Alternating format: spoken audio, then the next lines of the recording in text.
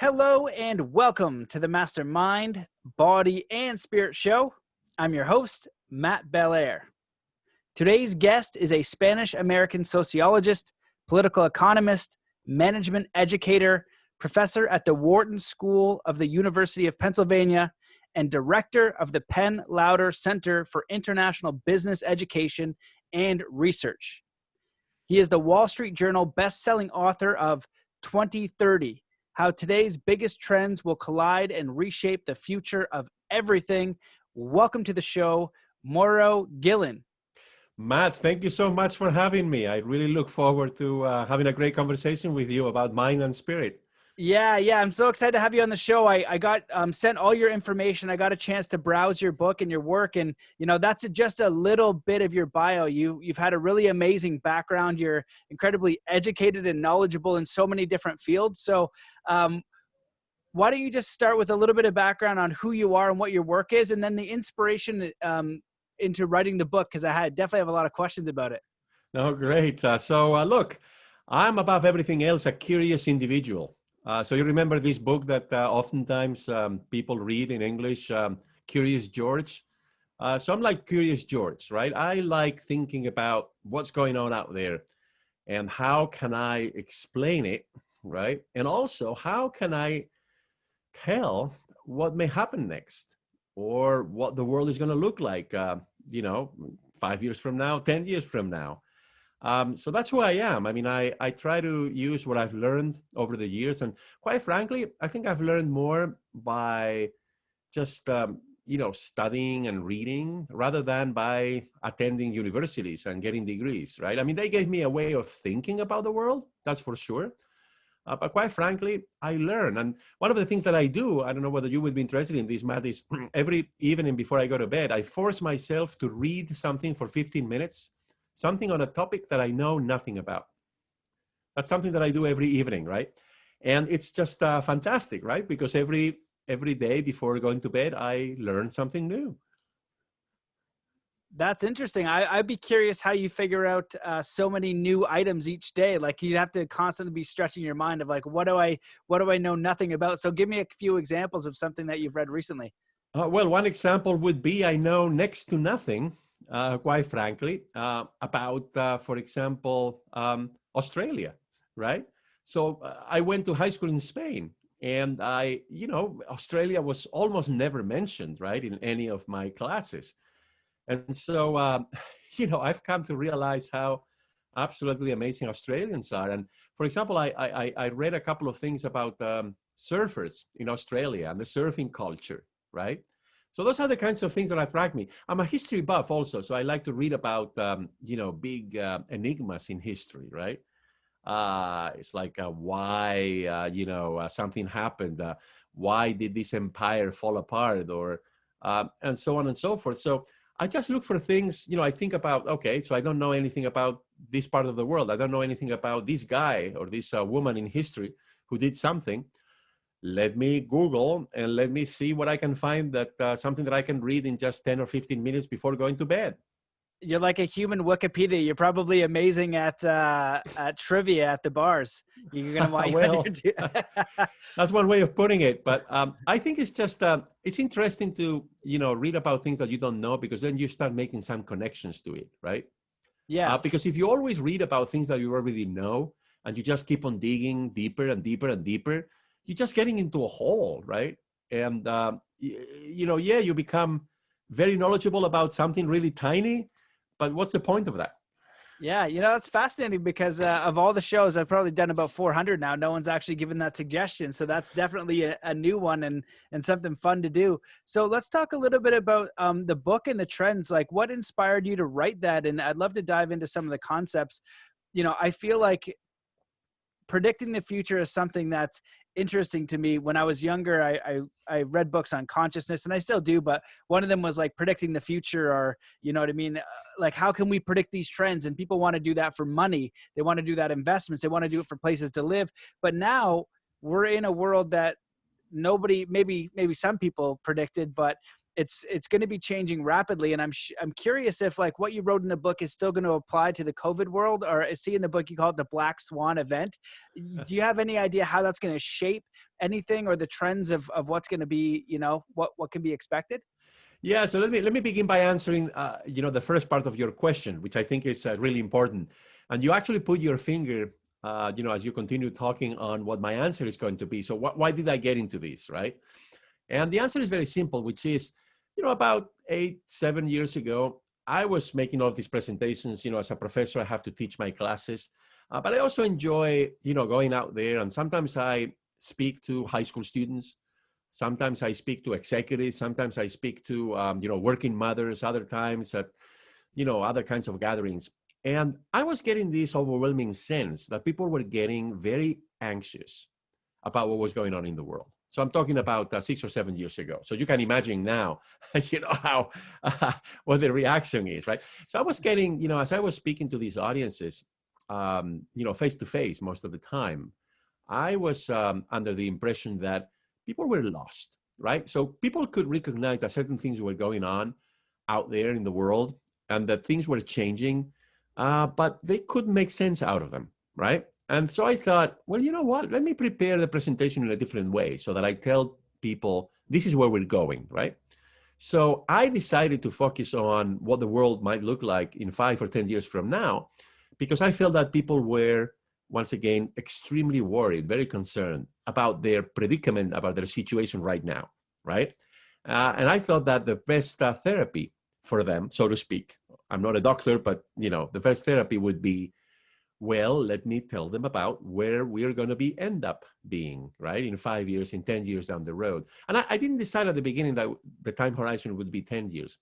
That slowly developed in my mind as I saw that by the year 2030, some really important changes would have already occurred in the world. And we can, of course, get into those, a little bit later on. But that's how I got into this. I mean, it was an attempt on my side to try to give people a sense of direction, right? A sense of where are things going, right?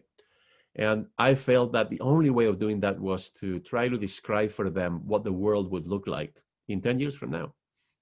Well, I'd love to hear your take on that. And the book covers a variety of topics. I feel like people in general struggle with an uncertainty. Like in my life, I'd look at my dad, for example, and I'm resistant to, let's say, the mainstream for many reasons. But one of them was growing up and his job, he's a machinist, and the factory closed down, and then they didn't have to pay him out his pension. So he lost so much money, and he worked an incredible amount of overtime. And then I thought, wow, that's incredibly unfair. Like, you can't really trust, sometimes these other institutions. And if you look at that in many ways, there's a lot of people who will put their faith in a system and then they won't get the return that they want. So we as people, we want certainty and we want security, but we don't live in a certain or secure world. And so I'm curious if your work, what you do can help people just navigate a little bit better. Because if you have more information and you have better information on how to do something, you're more equipped to deal with the adversity. You're more equipped to deal and adapt with change. And if humans are anything, we're adaptable. And I feel like that's what we need to do. And if we have good information, we can be even more adaptable. So I'm curious. Yeah, no, absolutely. But to take your argument one step further, what you also need to give people is an easy way into the topic, right? Because, I mean, you're emphasizing, oh, there's all of this uncertainty, there's all of this complexity. Oh my goodness, the sky is going to fall upon us and all of that. And what people are, yearning for when they attempt to cope with all of that is one simple thing that will help them understand, oh boy, yeah, I can see how that results in that kind of situation that you're telling me about. So I made the decision early on, maybe about 5 years ago, that the initial topic that I was going to present to people, right? And it's actually the first chapter in the book, would have to do with babies, okay? Because everyone understands what a baby is. And I think, most people know where babies come from, okay? And it's not Paris. And, babies have consequences. I mean, how many of them we have, when do we have them, what happens to them, whether they get enough food and whether they get taken care of, whether they get an education or not, and so on and so forth. So I thought that, following the babies, right, is a great way of getting into the topic. And it's also something that is about the future. So people always, when people think about a baby, they think, oh, the potential that a human being may have. They think about the future. They think about what that tiny human being is going to become. So I thought that babies are a great metaphor, if I may put it that way, right? It's like a great, thing to think about when you want to focus your mind on the future, right? Because babies are the future, right? That's what we all understand. Yeah, absolutely. And it reminds me of speaking with some of the Native Americans that I've learned from. They do 7-generation thinking.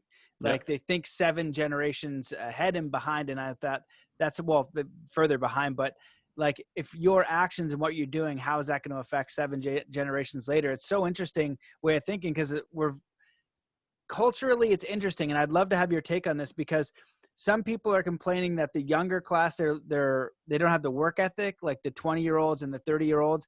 I know that I had it much easier than my parents did, and it created a different type of person, a different circumstance. But I also have, combined with work ethic, new opportunities because of technology, because of all these different things. I have basically a TV and radio show just through the power of the internet. That job was not here in high school. My dad is suggesting different jobs for me to have. So I guess one of the things I'll ask you, where do you see technology going? Because I just watched the Netflix documentary Social Dilemma. I've also studied a lot about consciousness. So I feel like these tools can be used for good, but they can also be used for manipulation, and we might not know all the consequences for them. Some people are talking about 5G and they're worried about that. And so I'm just curious if your general take on technology and where we might be headed. Well, technology is one of those big trends that inevitably we have to consider in any discussion about the future, right? Look, I think both you and I, I think we both belong to the same generation, right? We were probably born around, plus minus 5 or 10 years around the same time. And look, I mean, we are privileged to actually go through a moment in history in which we can see all of these things just unfolding before our eyes, right? And look, when I tell people about technological change, it's always the same thing, which is that you have to find a way of feeling that you're in control, okay? And of course, collectively, as a society, I think we also need to think about ways in which, and I'm going to give you an example in a moment, we can be the, orchestrators of technological change, as opposed to just the recipients, just the people who are affected by it, because we cannot be powerless about it. And let me give you an example, artificial intelligence, right? Everyone is speaking about this right now, right? It's like, are machines going to outsmart us at some point? Are we going to get to that point? They call it the singularity, right? Which I think has major implications, by the way, for our sense of self as human beings, right? And how we think about ourselves and our role in the universe. I mean, if there's going to be something that is smarter than we are, that completely changes our position, right, in the universe, right? In the universe as we know it. And, I think the problem with artificial intelligence is that I think we've been paying too much attention to these crazy people who are saying that at some point machines will outsmart humans, which I don't think is ever going to come. Although if you remember, Stephen Hawking, the famous physicist, said that at some point that will happen. And he said, this is going to be the end of everything, right? But, I think our attitude towards something like, artificial intelligence, which is, of course, is going to change a lot of things. It's going to probably change your job. I think it's definitely going to change my job. Is not how can we have artificial intelligence replace human beings, but rather how can artificial intelligence make human beings better at what they do, right? So how can I use artificial intelligence to make me a better professor, a better lecturer, a better researcher also, right? How can it make you be a better communicator of ideas, right? How can it make a doctor better, right? Because doctors, we see them as these highly trained, highly educated people, but they don't know everything. In fact, all the time they admit, I don't know what's going on here, right? So how can we make them better? I think that's the attitude that we should have when it comes to technology. And of course, Matt, I think the other thing that we need to do is, and I think in Canada, you do a much better job at that than here in the United States, which is we have to make sure that nobody's left behind. Because I think many of the convulsions, maybe many of the frictions that we see these days in society are the direct result of us forgetting that some people are left behind, right? Because of technological change. And if they're left behind when they're 25 years old, they can recover, they can somehow reinvent themselves. But if they're left behind when they're 50 years old or 55, they still have another 30 years to live on average. And that's harder because, you know, at that point in life, it's a little bit more difficult for people to adjust. Yeah, absolutely. I agree with that 100%. And I guess, you know, immediately I think of the Native Americans again, too, because when I was sitting down talking with Clifford, Clifford Mahoody's a Zuni elder, and he just said, you know, your culture doesn't take care of your parents. You know what I mean? Like you're putting your old people in homes, like you're not taking care of them. The family unit is essentially broken. And for us, it was very sacred and very important. And now with, you know, technology, you know, I think you can use technology for good and use it as a tool. And then it can also start consuming you and start to get out of control and become addictive and maybe unserving. And I watched Elon Musk's presentation for Neuralink, and I was like, oh my God, immediately when I saw that, I was like the Borg, because technology, it's evolving exponentially. It's not going 1 + 1 is 2. It's going 1 + 1 is 2, and then 4, and then 8, and it's really going. And so if Neuralink is, let's say, the Atari, did you ever have an Atari when you were a kid? Not me, but my daughters have. Yeah. Yeah. So I imagine that's how I kind of tell people, or Super Nintendo. Some people won't know what Atari is, but Super Nintendo, if you imagine that, and now we've already got the Oculus and the 3D stuff. If the Neuralink is the Atari version, where will we be in 20 years? And I think if we, like you said, put a positive frame around it, then all of it can be used for good. And I guess my concern is power structures getting it and using it for not ideal scenarios. Yep. But you see, I'm glad that you brought up the issue of video games and, you know, how much time we spend on social media and all of that. And, you know, one of the things that I, you know, learned in the process of doing research for this book was that actually the extent to which we have become so keen on spending hours on end using technology, it's actually reducing our appetite for having sex. So I don't know whether you've you know, ever thought about that, but it's extremely well documented, to the point, by the way, that when people have to go without technology for some reason, and I'll give you an example in a moment, then they start having more sex and therefore more babies. I mean, there's this classic you know, event in Zanzibar, which is an island off the coast of East Africa. 12 years ago, they had a blackout, no power, for 1 month, which is a very long period of time, right? So it's a developing country. They went without power for 1 month. But you see, there was a part of the island that never had a connection to the grid, right? And therefore, they were using diesel generators all the time. So that part of the island didn't go without power. They continued to have power because they had the diesel generators. And guess what? 9 months later, which, if you remember, is the gestation period for a baby, 9 months later, in the part of the island where they continued to use all of these gadgets, right? Because they had diesel generators, there was no change in the number of babies relative to normal times. But in the other part of the island, where they went without power for 1 full month, there was a 21% increase in the number of babies above normal levels, okay? So look, technology is changing everything. It's changing the way we meet people. As you know, before we had, you know, dating platforms, people used to meet other people at church or at school or through friends or perhaps at the bar or the disco, right? When we were young. But now, increasingly, people are using dating platforms and social media to meet other people. And that raises all sorts of questions in my mind, right? Yeah, that's fascinating. I that makes sense to me anyway. I feel like we are very distracted on our phones quite a bit. And I see it as like unintended negative consequences. Like, you know, parents sometimes they'll just give the phone to the kid and they're watching YouTube and whatever. They might not know everything until 10, 20 years later of how that's going to affect them. Maybe it's going to affect them positively. We don't know that yet. Yeah, yeah. But usually it's something Yeah, negative. but look, I'm not saying it's negative actually, because you see, for same-sex relationships, for example, 85% of them now in the United States, I'm sure a similar percentage is in Canada, they get to know each other online, okay, through one of these platforms.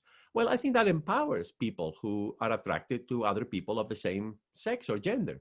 But for heterosexual relationships, this is the funny thing, that you might think, probably those relationships that start online don't last as long, right? Or they're not as, in terms of quality, as good. And it's actually the opposite.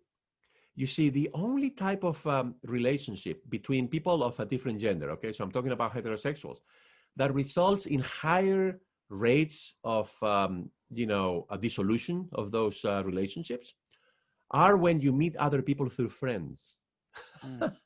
So meeting people through friends is actually the worst way of finding your partner. And I think the reason is that then it's just overwhelming. It's too dense of a social network. You see what I'm saying?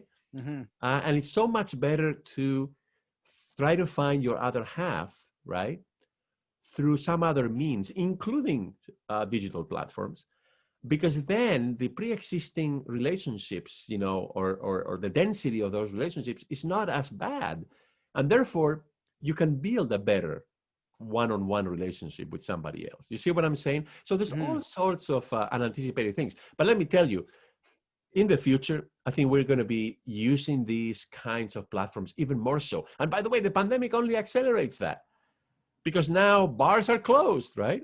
You cannot go out and have a drink. So what are people doing? They're using social media even more so than in the past. Yeah, well, I do have some specific questions, but I want to start with a general one, because you said one of the things you learned, and I'm curious, in studying these trends and how you think it's going to reshape the future, what are some of the most important things that you learned? I know you did a chapter on finances, and I want to kind of specifically dive into that at some point, but, just in general, when you did the research and you see the trends, what's most important for people to know so they can kind of surf the wave? Because sometimes if you don't see it coming and it collapses on you, but if you know it's coming, you kind of surf the wave. So I'm just curious, what came out for you that was most important to know? Well, quite frankly, the trend that made the most impression on me in terms of how many consequences it has for so many different kinds of things is the new role that women are coming to play in society, in the economy, in politics, right? And it all begins, of course, as you know, with the fact that, unlike in previous generations, now we have more women who finish high school, who go to college, and who essentially want to pursue a career, right? And that is changing everything, because for starters, if they pursue a career, then they have fewer babies. So that accelerates population aging, right? But not only that, the other thing that happens is that women then start accumulating more wealth, right, themselves. And if they accumulate more wealth, then you may as well ask the question, what are they doing with all of that money? They're not spending it, contrary to the conventional wisdom, because women are more thoughtful about the future. So they save more of that money. But then, of course, if they save it, they also want to invest it. But you know what, Matt? They are more risk averse than you and I, than the average males. So then, they're introducing these new dynamics in financial markets, right? So for me, the changing role of women is pivotal. It's like so central to so many things that are going on, because it has all of these ramifications here and there, right? So I always start, analyzing what the future may bring with thinking about what are women doing? Because what women are doing is going to change everything in the world. It's by far the biggest change, but it's also the one that has more consequences for so many other things: consumption, savings, investment, political issues, all sorts of things about our lives and the future of our lives. That's interesting. One of my clients is let's just say, very powerful woman. She's in very powerful situations and actually works in some capacity with the U.S. military in some degree. And she notices how they function, in her natural function is a little bit different. The way she thinks is a little bit different. So she's looking for ways to seed that in, to kind of like add some of that philosophy or that way of thinking, because they're very compartmentalized. It's, masculine for a better term, for lack of a better term. And so I would be curious what society would look like if it actually were gender equality, as far as, the amount of CEOs. I'm definitely for the right person for the job. I don't think, you should just give the women the job because of that. I think the right person should have it, and there should be, it should be equal. Like there should be equal opportunity, because we don't see that, really as much out in the workforce, and they have a different way of thinking, and it's usually much more compassionate. And again, to bring up, some of the Native Americans I've learned from, most of the tribes are a matriarchy, that when they have big disputes, it's the women. And if you think about your household as a kid, when your dad, I remember when my dad was mad at me, like, yeah, okay, that's one thing, I probably messed up. But when your mom was mad at you, it's a totally different thing. It's more terrifying. And you also knew you deserved it. You know what I mean? Your dad might just get mad at you because he's impatient. But normally your mom, if she's mad at you, you really pissed her off.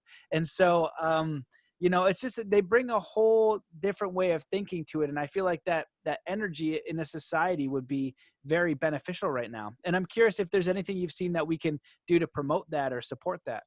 Absolutely. So the comparison that you made between patriarchies and matriarchies a moment ago really resonates with me, right? Because there's nothing written anywhere in our genetics or in history about the role that men or women should play, a differentiated role, right? And different societies have essentially organized things in different ways.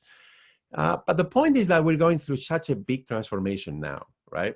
Pretty much in every country around the world, with women, in spite of discrimination, in spite of the inequality that you were referring to, essentially making progress, right?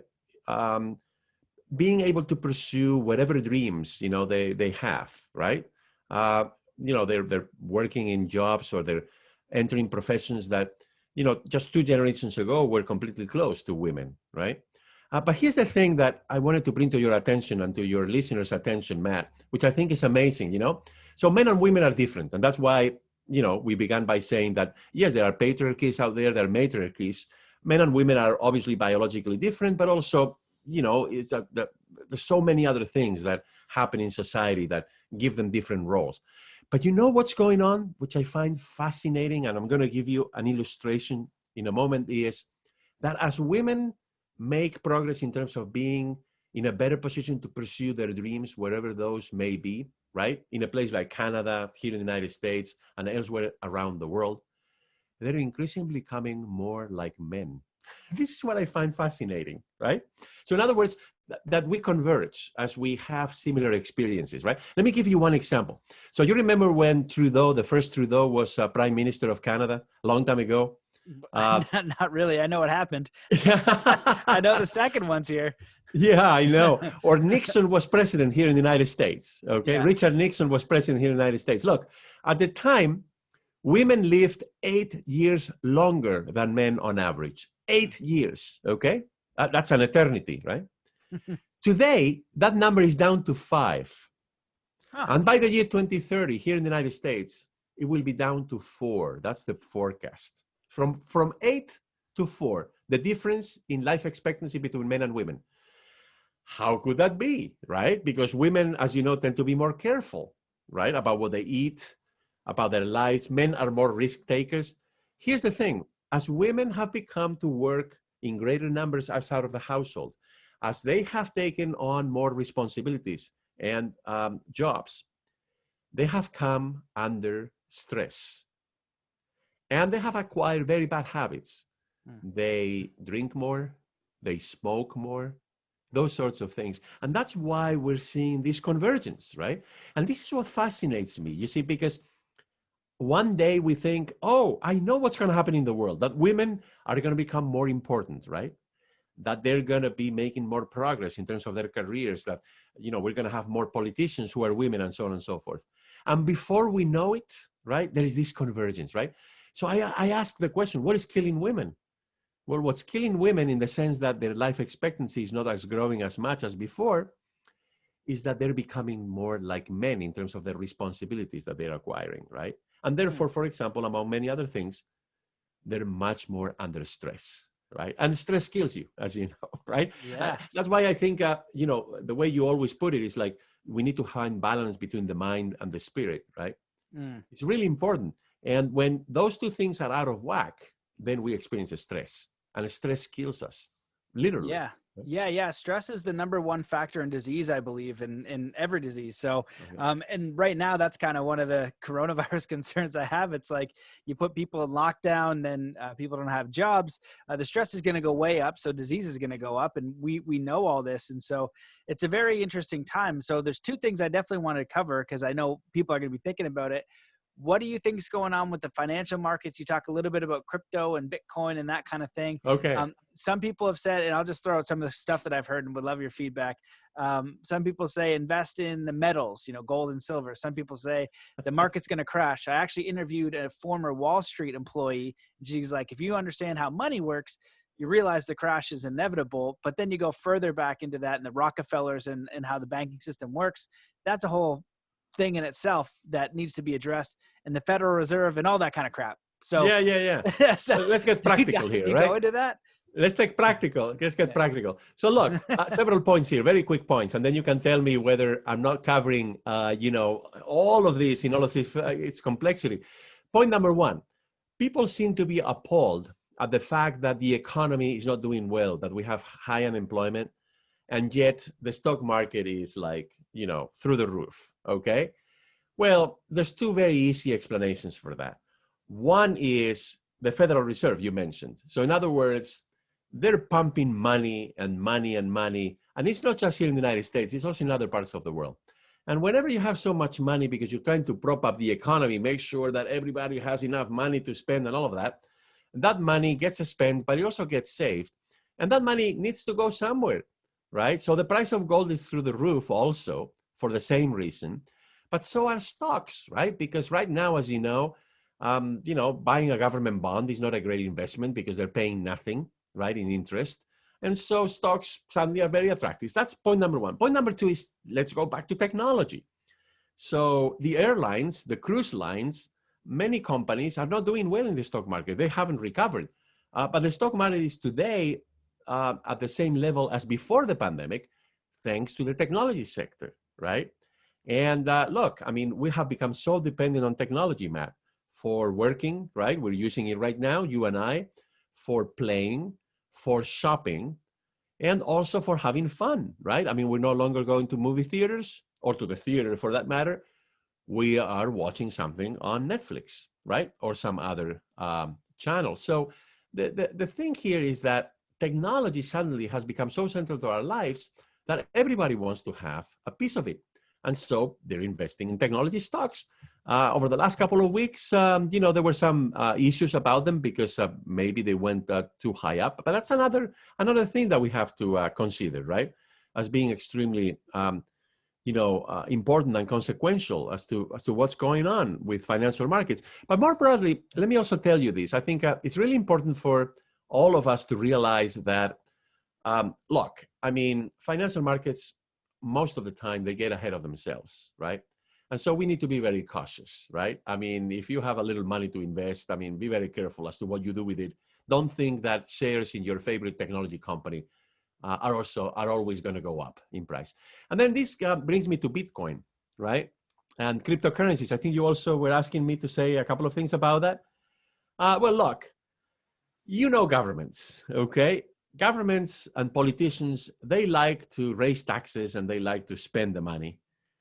And, the money is normally denominated in a national currency, right? So you have Canadian dollars over there. We have US dollars over here. Everybody has a currency. And governments don't want to lose control over their currency. So I think the future of cryptocurrencies is very bleak. I don't think it's a bright future unless cryptocurrencies are something else than just money. Because if they're just money, governments will always regulate them to death, okay?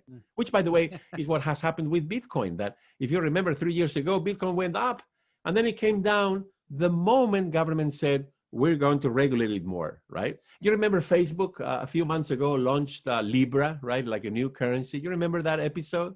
Yeah. And then, the governments around the world came out, within the first few weeks of the announcement saying, we're not sure about this. I'm not sure we like it. And now Libra is almost dead, right? So here's my prediction, okay? And I'm willing to bet my house, okay, on this, that we will see cryptocurrencies such as Bitcoin succeed and become really important if they are more than just money. So they have to become digital tokens. I call them digital tokens. So they're not just money. They're also, coupons. They're also incentives for us to do the right thing. For example, to save the environment, okay?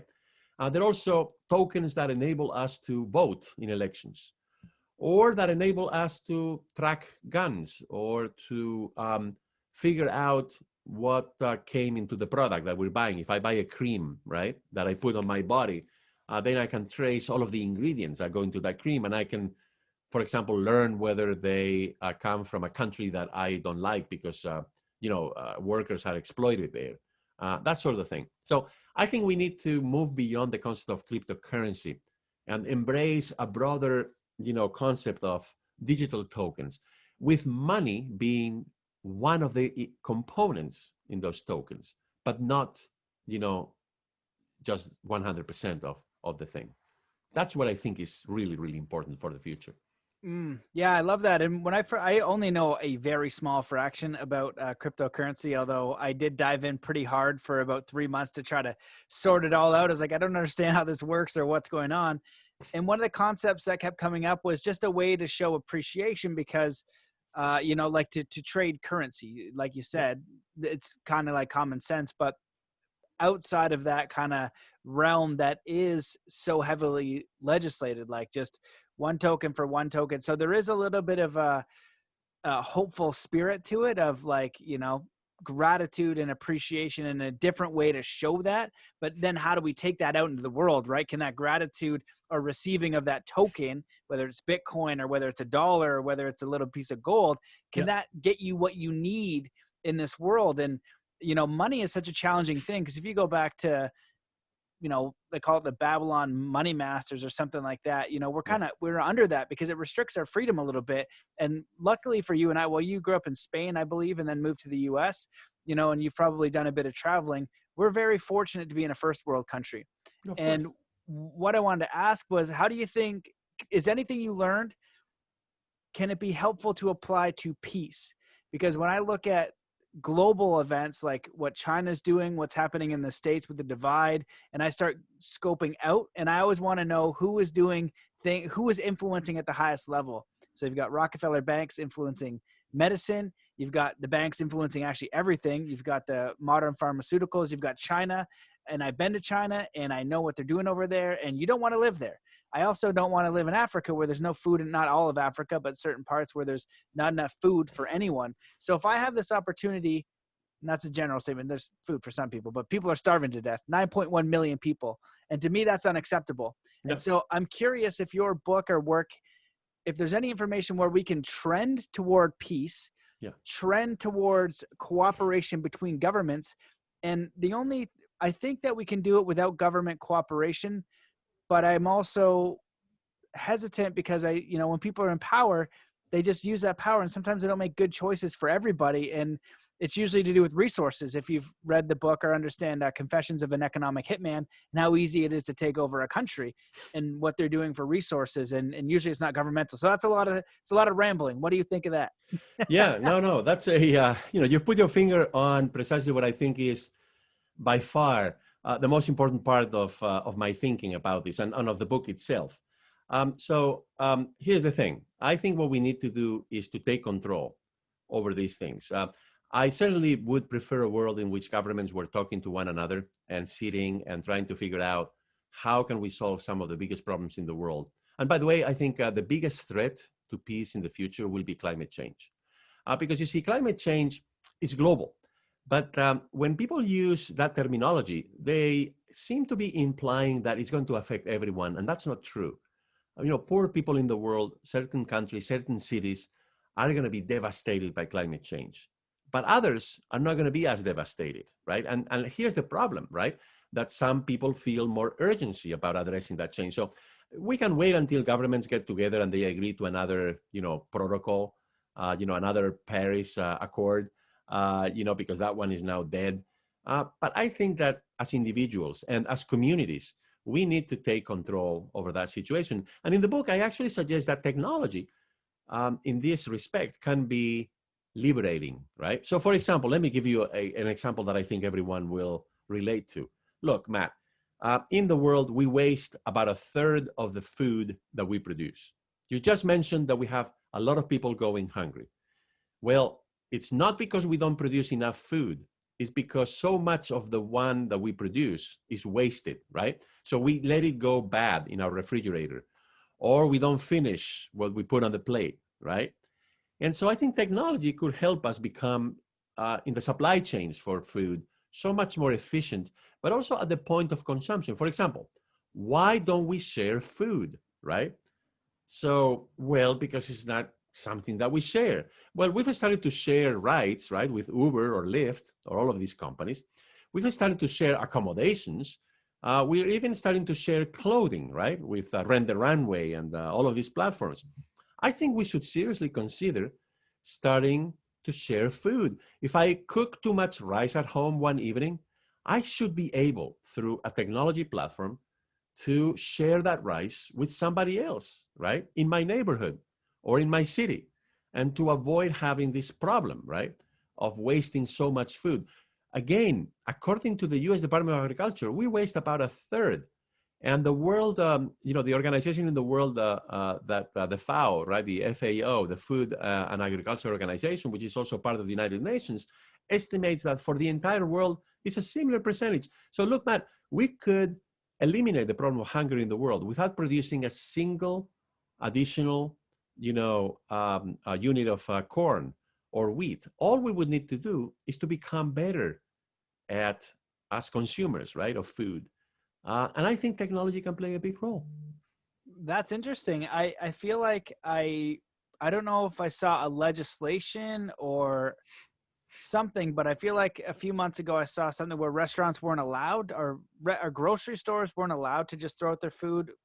You hear about this? You know what I'm talking about? Yeah. What There's exactly all happened? sorts of silly regulations out there. Yeah. Government issued, many of them by local governments, that are also making our food system more, wasteful, right? And I think that is what we can do as individuals and as communities. We should take control of these things, and we should try to use the power of technology to essentially be able to do more with less. And by the way, that would also help the problem of climate change, because agriculture is one of the most important sources of carbon emissions in the world. And it would also help us make cities more livable and all sorts of things, right? Well, excellent. I thought you were going to keep going there. My mind was kind of processing. What do you think about the future of education? That one's a big one for me. So, I feel like in certain parts of the world, and I got a really first world example when I taught snowboarding in Whistler. I would have kids from the US, I'd have kids from Australia, from Europe, from Canada. And depending on the country, they would have a very different education very often. And it seemed that the United States, the kids that would come up from Seattle and the different parts, and there's other spots as well, but a lot from Seattle, their education wasn't as world-based, where the kids from Australia and Europe, they had a bigger understanding of Canada, of US, of the rest of the world. US seemed to be very US centric. Oh yeah. And so, Tell me about it. Yeah. Especially at the primary and secondary level. And as you know, there's also this culture war going on, whereby in some parts of this country, the theory of evolution in biology is actually, taught side by side with creationism, right? And of course, there's from a scientific point of view, I think, we should teach evolution. But of course, I'm all in favor of teaching religion and teaching the role that religion and ethics more broadly play in the development of an individual. But I think we should try to keep, both things separate. So I think we have a problem with that. We also have a problem with unequal access to education, right? Even in the US, in Canada, in France, in the UK, I mean, some kids get to go to schools that are well-funded, that have resources, and others don't. But you know what the biggest global challenge will be in the next 10 years? And I think it's a challenge that unless we address it, it's going to create a lot of problems. You see, between now and 2030, 400 million babies will be born in sub-Saharan Africa. 400 million. And many of them, about half of them, will be born in rural areas. Matt, we need to educate them. Because if we don't educate them, I think, the future of those children is not going to be as good. And we're talking about a very large number. Africa is quickly becoming the second biggest region in the world in terms of population. So we can no longer ignore what's going on in Africa. For better or worse, we need to pay attention to what's going on in Africa. So, I think that's another big challenge that we need to address. And probably technology will need to play a role, because I don't think they're going to be able to build schools that fast. But maybe technology, maybe we can learn something from the experiment that we're going through now in terms of many children learning from the home, right, through technology. So let's see what happens. But yeah, there's a lot of challenges. And I'm glad that you brought this up, because obviously as an educator, I believe that education is really, really important, and that so many other things hinge on to what extent we provide people with an education. Absolutely, especially in a country like Africa. Well, they need basic education, but some of them just need basic food, water, and opportunity to grow. But that's the thing. I mean, if you educate people, if you provide them with some knowledge, maybe they can grow more food. You see, the opportunity in Africa is huge, because yes, they don't produce enough food right now to feed everyone, but their productivity is so low. I mean, their productivity is in some cases 100 times lower than in Canada or the United States, right? When it comes to producing basic staples. So just if you can educate farmers and the sons and the daughters of farmers in rural areas, they can become so much more efficient. And I'm not saying that they should become as productive as a Canadian farm or an American farm, but if they can become at least as 30% as productive, that would make a huge difference. You know what I'm saying? Because right now the gap is, humongous. Yeah, 100%, absolutely. And so, do you see any legislation or anything that prevents that from happening? Well, one of the problems is that oftentimes governments don't get along with nonprofits that are trying to help with this situation on the ground, and even with businesses, right? I mean, I've talked to a lot of business people from Africa, and what they tell me is that they would like to make a contribution to educating the next generation of African babies. But sometimes governments don't want them to interfere, right? Because they have their own plans. That happens, by the way, also in developed countries, not just in Africa, right? So I think, what we need is to have more initiatives, and we need to try out, different solutions. I think, once again, technology certainly has to play a role in all of this. I think there are solutions out there, but we need to work hard to implement them. Awesome. Okay. And I want to this is a big one. I want to kind of throw it in there, but, we talked a little bit about the coronavirus. When you wrote this book, that hadn't happened. And so I'm curious, at what point did it happen, and how much has it either changed what you wrote or influenced like where we're going? What do you see happening? Because when it happened, I spent about an absurd amount of hours. I probably have 400 or 500 hours researching things, and I learned a lot. I learned so much in the last few months, because I like to know why things are happening. And I learned about World Health Organization, the Flexner Report, germ theory versus terrain theory, more about China, more about vaccines than I ever knew. And there's something called the Fourth Industrial Revolution. It scares the crap out of me. And this is listed on sites like Strategic Intelligence from the World Economic Forum. That did Event 201, which was a planned pandemic exercise in October 2019 before the pandemic. And so there's all this stuff. And then they say, hey, this is what we want to do. They want to put a chip in a vaccine, and then give you an ID card. This is written out. This is terrifying to me. And I don't like it. And I'm just curious if you see it trending that way. And that's where I kind of see the Borg thing between, like, what Elon Musk is talking about with Neuralink, if that's the crappy one. But already in China, they have social credit with their phones. So if I'm not a good citizen, if I don't get my shots, if I don't comply with exactly what my government wants me to, then I can't go travel to British Columbia or wherever it be in the States. This exists in China. And so that kind of influence, and I don't like politics. And I looked 4 months into politics just to see who would have sold out, what people were moving towards money to have a legislation, or what people are trying to work for the people. And so it's a very general thing I'm throwing at you, and I'm curious what your thoughts are. But how do we move towards organization of people, not even politics, but leadership that actually cares for people? We keep them honest, but we know that they're working in our best interests at heart, because with vaccines and pharmaceuticals, they're the number one lobbyers in USA and Canada, the number one advertiser. And I learned about all this stuff. And so I'm concerned there's definitely a place for modern medicine, 100%. But when you're moving into profit and the Flexner report and all that other stuff, then it's like, we need some checks and balances to ensure that you're doing this for the right reasons. No, absolutely. I think the ethics of pandemics and of vaccines and vaccinations and all of that are really, really complex, and we need to pay attention to them. But look, I think there's only one cure, if you want to put it that way, which is transparency. So for example, last week, to tell you the truth, I was actually very pleased to see that 2 companies that were running trials on their vaccines, they disclosed, right, that one person in each of the trials had developed severe symptoms. And I think they did the right thing in terms of being transparent, because otherwise, if that information had been leaked, I think the public's confidence in the vaccine would have been undermined in a big way. But going back to the beginning of your question, look, I think this pandemic just accelerates things. So when I wrote the book, yes, most of the time I didn't know that the pandemic was occurring. I did manage to change a few things in the book and adding a postscript in the wake of the pandemic.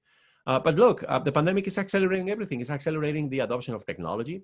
It's accelerating population aging, because we're postponing having babies. So that's what always happens when we're confronted with a crisis such as this. The pandemic is exacerbating inequality, as you know. I mean, minorities and poor people are more affected than others. So, my only regret, going back to the first part of your question, is that I think the book should be called 2028, because the future is arriving earlier, right? Faster. I mean, this pandemic, this wretched pandemic, is having the effect of accelerating everything. The future is coming our way much faster than before the pandemic. And one final thought about vaccinations and all of that. Look, I mean, we don't need to vaccinate 100% of the population. There's always going to be people who say, I don't want to be vaccinated. There's always going to be people for whom getting a vaccine is actually dangerous, right? Because of some other condition that they have. But as you know, there is this very important concept of herd immunity, right? Which means enough people, let's say 60%, 70%, are immune to the virus, either naturally because they've had the virus, or because they get a vaccine. And that essentially means that then the virus has no more room for growth. The virus has no more people to infect once you reach 60 or 70%. So I think we have some wiggle room there. But once again, I want to emphasize something, Matt, that I think is extremely important, which is all of these powerful interests that you were talking about, governments, pharmaceutical companies, health organizations, public health officials, they need to be transparent with us. Because if they're not transparent, they're going to undermine their own efforts. They're going to make it so much harder, right, for people to believe in whatever it is that they tell us that we need to do. So I think, they should frame the word transparency and just put it in front of, of their door and on their desk and behind their desk, everywhere. I think without transparency on the part of all of those vested interests, because there's many, I mean, a lot of money is at stake in all of this, as you know. Without transparency, I don't think we're ever going to make it through this pandemic. Well, yeah, that would be amazing. I would love that. And I'm curious how things are going. I try to stay positive when I'm looking at some of the stuff that I see laid out, because we're getting more divided now than ever, right? Like with the vaccines, you say, oh, well, some people want a choice. And then, you might want to do your own research. And even just I never even looked into vaccines. And then because of this, I did. And I watched a debate between Robert Kennedy and Alan Dershowitz. And when you see a debate then you know which one is more reasonable. And Robert Kennedy destroyed him. It wasn't even a contest. And so it made you question, and then you could go verify all these things. So if there's an agenda to say, hey, everyone has to have it, and now we're going to legislate that, you're just like, well, who is doing that? And then you can follow it and you find these people. And so that's where I kind of see things going. I'm just curious if your research saw that too, where it's like you seem to have these power structures that they want to just do what they do. They want to sell their product and they want to have influence, and maybe not even for malice. They're just like, the product is good, we just want to get it out there. So Bill Gates says everybody's got to be vaccinated in the world. It's like, well, what if I don't want to? You know what I mean? And so then we see all this other stuff. But what's happening is, in the public eye, people are getting very angry and they're getting very divisive. For some families not communicating, I've seen that. Some friends have, been lost. I've seen that. And I've seen, more divisiveness. And my hope is that this disruption is a catalyst for what can come next in a positive way. But when I look at Davos and I look at the strategic intelligence, they have the post-COVID world. I don't know if you've seen this strategic intelligence, powerful people, the post-COVID world in extraordinary detail. And it's not a pleasant looking world. It's very frightening. And so I want to build the utopia. I don't want to build the, I got to scan my eyeball to go shopping and, have 5 shots in me. Well, look, Matt, I couldn't agree with you more. I mean, but we should take all of those vested interests, structural, sources of power as a given, right? And right now, we don't have time to fight the pharmaceuticals. What I think is we should work with them and we should demand of them transparency. And the same thing goes for governments. And yes, I agree with you. I mean, we should be utopian a little bit, right? That's always a good attitude. But we should also, think about the downside. We should also try to avoid a dystopia, right? We should also try to avoid a situation in which we just have, something approaching the end of the world because collectively we make the wrong choices. And I think right now, increasingly, yes, I agree with you. We're seeing frustration. We're seeing people who now they're being told, oh, you have to go back perhaps into more confinement in the home and blah, blah, blah. This is going on, as you know, in Europe right now, big debate. But, the alternative is we don't bring this beast under control. And that's going to be even worse, right? So I think we need to strike a balance, right? Between just letting other people telling us what to do without a good explanation on the one hand, and on the other, each of us doing whatever we want, right? I mean, we need to have some guidance here. And again, we should aspire to building a utopia. I don't see why not, right? Or a utopian society. But again, we need to be very careful not to fall into the trap of perhaps creating a monster, right? In so doing. Yeah, I totally agree. It's the middle way is always usually the best, and the balance. And I feel like it's getting more challenging for people who are facing more adversity when they're losing their jobs, when they have less opportunity, right? So that want to make a positive impact is like, no, I just need to eat. And so we're in very fascinating times. And I hope that we as a civilization, as humanity, can upgrade. And again, just to bring up the wisdom of the Native Americans again, they would tell me the next upgrade for humanity is peace. And, I would love for a day where we see peace, and I'm always going to hope for that and strive for that no matter what's happening in the external world, because it's madness out there. And so the last thing that I want to ask you, and I really appreciate your time, is there anything that you wish that I had asked you? And so add that to this question. What of your research is most important for people to know right now? Because what I'm observing and getting a lot of feedback, I have some group of people that are like, they're staying in this and like, everything's kind of fine, but I know they're financially okay. Mm-hmm. Now the other people have been severely affected, and then they've looked at things and they see the same things that I do. It's like, no, I see that. It's written down, so you can't mistake it. It's there and it's not good. It's very scary. And so my hope is that we're able to transcend it. And so what do you suggest from what you've seen to navigate these challenging times? Do you have any hopeful research? I guess that's what I'm asking. Yeah. Well, look, I think there's always hope, and I'm an optimist. And I think that we can be more optimistic if we start thinking outside of the box. Okay, I mean, we need to step out of our comfort zone, and by all means, we need to start, abandoning some of the assumptions that we've been making all along. Two quick examples. So you just referred to inequality. I think we need to start thinking about how can we stop inequality from becoming even more,